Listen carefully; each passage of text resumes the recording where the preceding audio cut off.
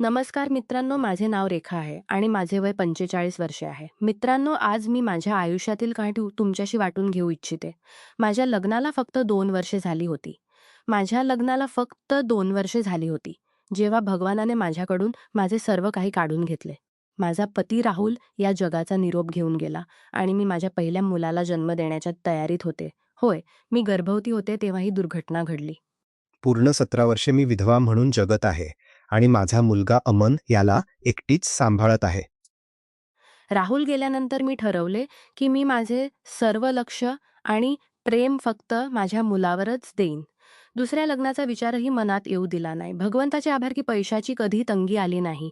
माझ्या आईवडिलांचे निधन आधीच झाले होते आणि मी त्यांची एकुलती एक संतान होते. त्यामुळे त्यांची चांगली मालमत्ता मला मिळाली. या मालमत्तांची चांगला प्रत्येक सुखसोयी दिली. अमनला मी शहरातील सर्वात चांगल्या शाळेत शिकवले. प्रत्येक उन्हाळ्याच्या सुट्ट्यांमध्ये आम्ही वेगवेगळ्या ठिकाणी फिरायला जात असू.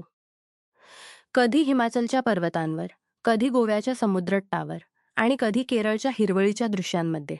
आमच्या जीवनात आनंदाची कमतरता नव्हती. अमन हसला की मला वाटायचे की सगळे जग माझ्या मुठीत आहे. या वर्षात मी स्वतःला पूर्णपणे विसरून गेले होते. विसरले होते की मीही एक माणूस आहे. माझ्याही काही इच्छा आहेत. मलाही प्रेम मिळवण्याचा हक्क आहे. मलाही लग्न करण्याचा हक्क आहे, कारण मी अजून तरुण होते. जेव्हा अमन लहान होता तेव्हा मला या गोष्टींचा भानही नव्हते. पण जसजसा तो मोठा होत गेला, काळानुसार मी एक छोटा कपड्यांचा व्यवसायही सुरू केला. सुरुवातीला फक्त वेळ घालवण्यासाठी, पण नंतर तो चांगला चालू लागला. अमन मोठा झाले अमन मोठा झाल्यावर या कामात मला मदत करू लागला. त्याच्याबरोबर व्यवसाय करणे मला खूप आवडायचे.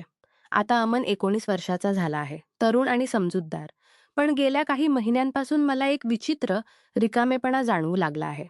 जेव्हा अमन आपल्या मित्रांसोबत फिरायला जातो, तेव्हा ही मोठी हवेली रिकामी रिकामी आणि सुनसान वाटते. रात्री एकटी बिछाण्यात झोपताना मी विचार करते की माझ्या जीवनात फक्त अमनच सर्व काही आहे का? मला दुसरी संधी मिळू शकत नाही का? गेल्या काही दिवसांपासून माझ्या परिचित लोकांकडून बरेच रिश्ते येत आहेत. 1-2 तर असे होते जे मला चांगले वाटले. पण मला भीती वाटायची की अमन याबद्दल काय विचारेल. शेवटी त्याने आपल्या पूर्ण आयुष्यात मला फक्त आपली आई म्हणूनच पाहिले आहे, दुसऱ्या कोणाशी नाही. मग एक दिवस धैर्य गोळा करून मी अमनशी बोलण्याचा निर्णय घेतला. तो आपल्या खोलीत अभ्यास करत होता. मी विचारले, "अमन बेटा, तुला थोडा वेळ आहे का?" "होय मम्मी, बोला ना." त्याने पुस्तकातून नजर काढत म्हणाला, "मी खोल श्वास घेतला आणि बेटा आता मोठा झालास आहेस. लवकरच तू आपला अभ्यास पूर्ण करून आपला वेगळा मार्ग निवडशील. कदाचित कुठेतरी दुसऱ्या ठिकाणी नोकरी करशील, लग्न करशील." त्याने माझी गोष्ट कापत विचारले, "मम्मी काय म्हणू इच्छितेस?" मी धैर्य गोळा करून म्हणाले, "बेटा कधी-कधी मला खूप एकटेपणा जाणवतो."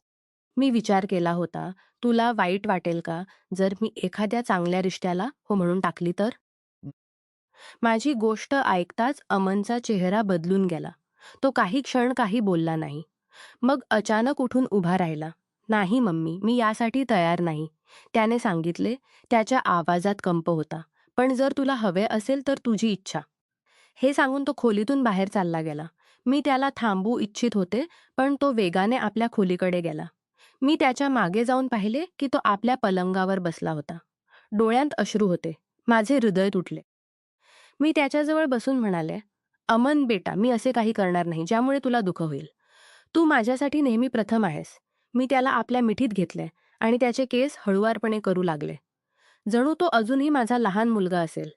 हळूहळू त्याचे दुःख कमी झाले. "मम्मी, मला माफ करा." त्याने अश्रूपुस म्हणाला, "मी तुला दुःखी पाहू शकत नाही, पण मला वेळ हवा आहे." मी त्याच्या कपाळावर प्रेमाने हात फिरवत म्हणाले, "काळजी करू नकोस बेटा. मी याबद्दल अधिक विचार करणार नाही. तुझी खुशी ही माझी खुशी आहे." थोड्या वेळाने जेव्हा त्याचा मूड थोडा चांगला झाला तेव्हा मी सुचवले, "चला बाहेर फिरूया. कुठेतरी चांगले खायला जाऊया." अमन हसत म्हणाला, "मम्मी, आज मी माझ्या मित्र विशालसोबत बाहेर जाण्याचे प्लॅन केले आहे. त्याची आईही आमच्यासोबत येत आहे. माहीत आहे, तीही विधवा आहे आणि विशाल तिचा एकुलता एक मुलगा आहे. अगदी आमच्यासारखे." मी त्याची गोष्ट ऐकली आणि हलकेच हसत डोके हलवले. मग मी बोलले, "अरे, तर मग आम्ही सगळे एकत्र का नाही चाललो? आजची संध्याकाळ आम्ही सगळे मिळून घालवू." "काय विचार आहे?" अमनच्या चेहऱ्यावर हसू आले. "वाह मम्मी, हे तर खूप छान होईल."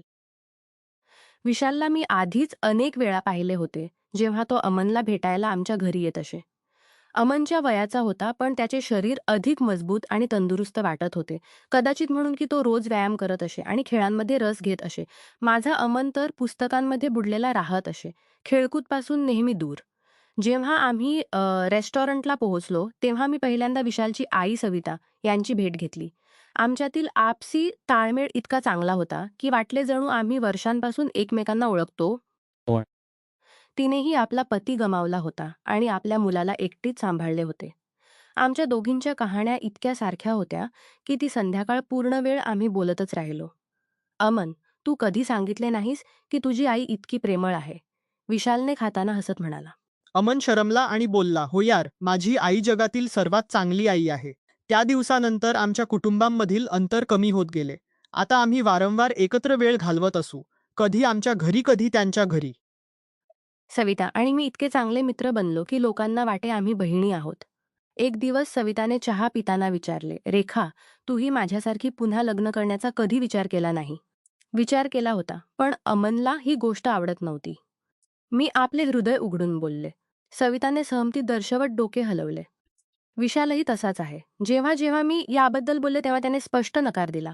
आम्ही दोघी हसून पडलो, हे पाहून की आमचे मुलगे किती सारखे आहेत. पण हळूहळू मला काही विचित्र गोष्टी दिसू लागल्या. जेव्हा जेव्हा आम्ही सगळे एकत्र असू तेव्हा मी पाहिले की विशालची नजर वारंवार माझ्या स्तनांकडे वळत असे. सुरुवातीला मी या गोष्टीकडे दुर्लक्ष केले, पण नंतर मला जाणवले की त्याची नजर माझ्यावरच्या शरीराच्या भागावर जास्त टिकून राहते. मी 45 वर्षाची होते, पण माझे वय कमी दिसत होते आणि 45 अजूनही चांगले आणि आकर्षक होते. आणि फक्त एवढेच नाही, तर मी हेही लक्षात घेतले की अमनही सवितेकडे तशाच रीतीने पाहत होता. तोही सविताच्या सुंदर अंगांकडे नजर गडवून ठेवत होता.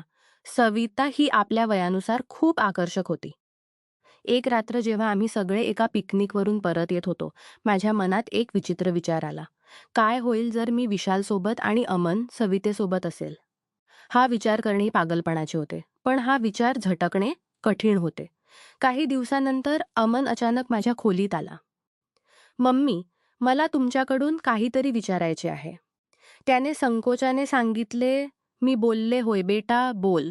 तू अजूनही लग्नाबद्दल विचार करत आहेस का? त्याने हळूहळू विचारले. मी पुस्तक एका बाजूला ठेवले. नाही बेटा, मी तुझ्याशी वचन दिले होते ना. पण खरं सांगू तर मी एक तरुण स्त्री आहे आणि अजून तेवढी वृद्धही झालेली नाही. आपल्या पत्नीसोबत आपले घर बसवशील आणि मी पुन्हा एकटी राहीन. अमन काही वेळ शांत राहिला. मग बोलला, मम्मी, मला तुमचे एकटे राहणे चांगले वाटत नाही. मग मला गोळा करून मी विचारले, बेटा, काल रात्री जेव्हा आम्ही सगळे एकत्र डिनर करत होतो, तेव्हा मी पाहिले की तू सविता आंटींकडे काही खास नजरेने पाहत होतास. त्यांनी तुझ्या नजरा.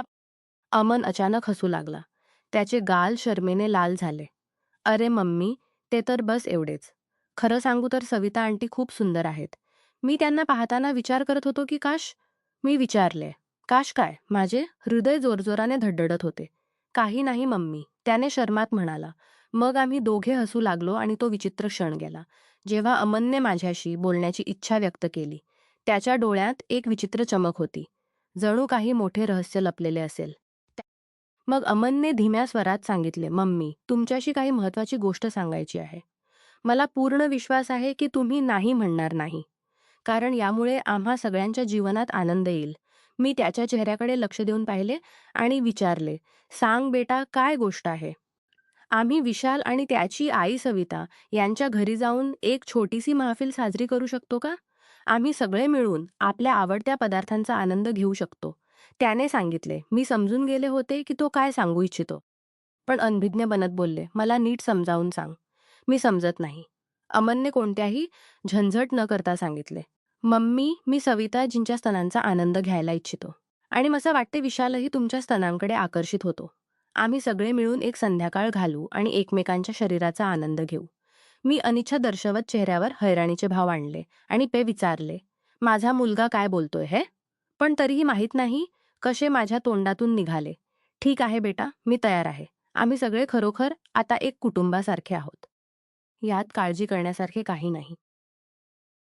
अमनने लगेच या मिलन समारंभाच्या तयारी सुरू केल्या. त्याने विशाल आणि सविताला वारंवार आमच्या घरी येण्याचे निमंत्रण दिले. जरी ते या योजनेबद्दल अनभिज्ञ होते. पण मला वाटत होते की अमन आणि विशालने आधीच सर्व काही ठरवले होते. ते दोघे एकमेकांच्या मनातील गोष्टी जाणत होते. मी पाहत होते की विशाल आता मला अधिक प्रेमळ नजरेने पाहू लागला होता आणि अमनही सवितेकडे विशेष रुची दाखवत होता. मला अनिश्चितता होती की हे सगळे कसे होईल. मग एक संध्याकाळ जेव्हा ते आमच्या घरी आले, मी काहीतरी घेण्यासाठी आपल्या खोलीत गेले. तेव्हा अमन आणि विशाल माझ्या मागे आले. अमनने विशालला तिथे सोडून बाहेर चालला गेला. मी समजून गेले की ही एक नवीन सुरुवात होती. विशाल हळूहळू माझ्याजवळ येऊन आपल्या भावना व्यक्त करू लागला.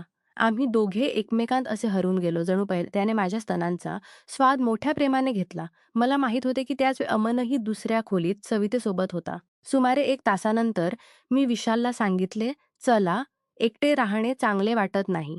ते दोघे जवळ येऊया. आम्ही सगळे एकाच खोलीत आलो. आता विशाल माझ्या स्तनांचा आनंद घेत होता, जणू तो वर्षांपासून भुकेला असेल. दुसरीकडे अमनही सविताच्या स्तनांचा आनंद घेत होता. आम्ही ती रात्र वेगवेगळ्या जोड्यांमध्ये घालवली. मी विशालसोबत आणि सविता अमनसोबत. ती रात्र आमच्यासाठी अद्भुत होती, जी आम्ही कधी अनुभवली नव्हती. त्या रात्रीनंतर ते आमच्या घरी येऊन राहू लागले. आम्ही एक व्यवस्था केली. 1 आठवडा आम्ही त्यांच्या घरी राहत असू आणि 1 आमच्या घरी. आम्ही एक कुटुंबासारखे राहू लागलो. माझ्या जीवनात पुन्हा रोमांच आणि सुंदरता परत आली. जी कमतरता वर्षांपासून जाणवत होती, ती आता भरून गेली होती. मी अत्यंत खुश होते, पण त्याच वेळी एक मोठी समस्या समोर आली. मी विशालसोबत इतकी हरवून गेले होते की गर्भवती झाले होते. आता मी गोंधळात होते की काय करू. मी प्रत्येक संभाव्य उपायाबद्दल विचार केला, पण काहीच उत्तर मिळाले नाही. मी खूप परेशान होते. ना विचार करू शकत होते, ना काही करू शकत होते. मग काही दिवसांच्या विचारानंतर मी निर्णय घेतला की मी हे बाळ जन्माला घालणार आणि त्याची जबाबदारीने स्वीकारणार. विशालने माझ्या या अडचणीत मला साथ दिली आणि अमन तसेच सविता देखील आमच्याबरोबर उभे राहिले. बाळाच्या जन्मानंतर आमच्या जीवनात नवीन जबाबदारी आली, पण त्याबरोबर नवीन आशाही जागृत झाली. आम्ही सगळे मिळून या असामान्य परिस्थितीला स्वीकारून जीवन जगत राहिलो. या अनुभवातून मला एक महत्त्वाची गोष्ट समजली की जीवनात एकटेपणा आणि इच्छांच्या प्रभावाखाली केलेल्या निवडींचे परिणाम येतात आणि त्यांचा सामना करण्यासाठी धैर्य आणि प्रेम आवश्यक असते.